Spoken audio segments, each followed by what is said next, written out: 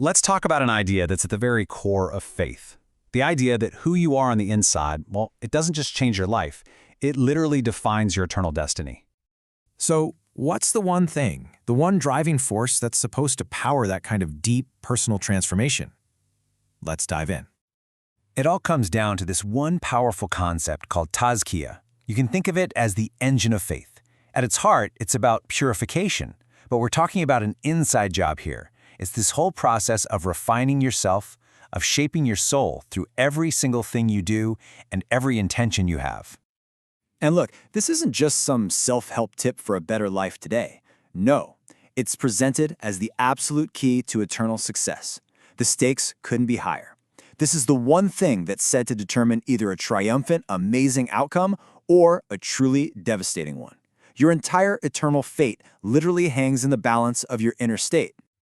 Okay, so here's where it gets really fascinating. The word tazkiyah wasn't new. It was already part of the language. But the Quran took that word and gave it a completely new, deeply spiritual meaning. And that shift was, well, profound. So before Islam, when people talked about purity, it was mostly about worldly things, social standing or economics. Think clean money, like wealth that came from fair business. But then the Quranic meaning comes along and flips that completely on its head. Suddenly, it's not about pure wealth anymore, it's about the purity of your soul's connection to God. The whole standard shifts from just following social rules to being deeply rooted in God consciousness. And this wasn't some happy accident. It was a really deliberate, kind of brilliant four-step process. First, you take a word people already understand. Then you connect that word to a solid moral foundation.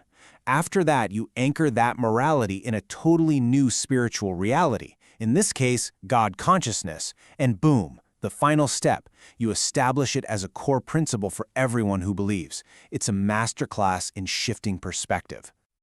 But this powerful idea, it doesn't just stay locked inside one person's soul. Nope.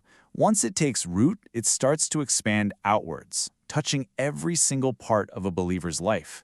It grows in stages, kind of like a ripple effect moving out from the center of a pond. This process builds up in 3 levels. It all starts at level 1, with you, the individual refining their conscience and connecting with God. Then it expands to level 2, economic purity. This is where giving your wealth, things like charity, isn't just about money. It becomes an act of purifying your own soul. And here's the game changer. When enough people start living this way, it triggers level 3, a total social transformation.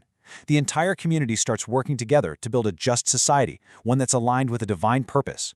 It literally grows from a single person's soul into the soul of society itself. So, if this process can go from one soul to an entire society, what are the ultimate stakes for the individual? What's the endgame?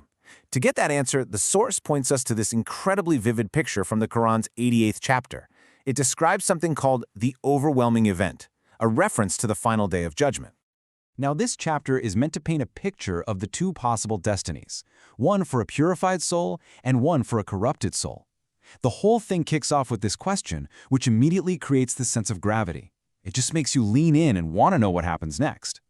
The first outcome we see is described with this really ominous image, faces that are humbled, totally downcast. It speaks of a state of constant, pointless work, just laboring and being exhausted, which really conveys this powerful sense of futility.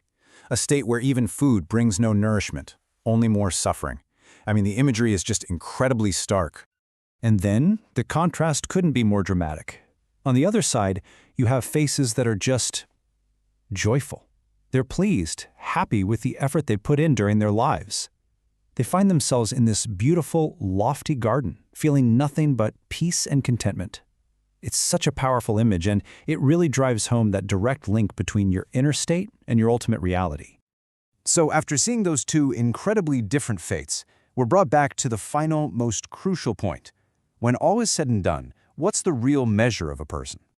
Well, according to this teaching, all the things our society tends to value, your family name, how much money you've piled up, your title at work, even what you look like, all of it becomes completely irrelevant in that final accounting. None of it matters. So the bottom line is this. The only thing that truly matters are your actions, the deeds that are born from your inner state, the effort you put into this life. That is the final measure. That is what shapes your destiny.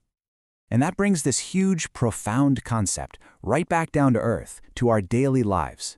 it leaves us with one really critical question to chew on. How are the small choices you and I make every single day shaping not just our life right now, but our eternal soul?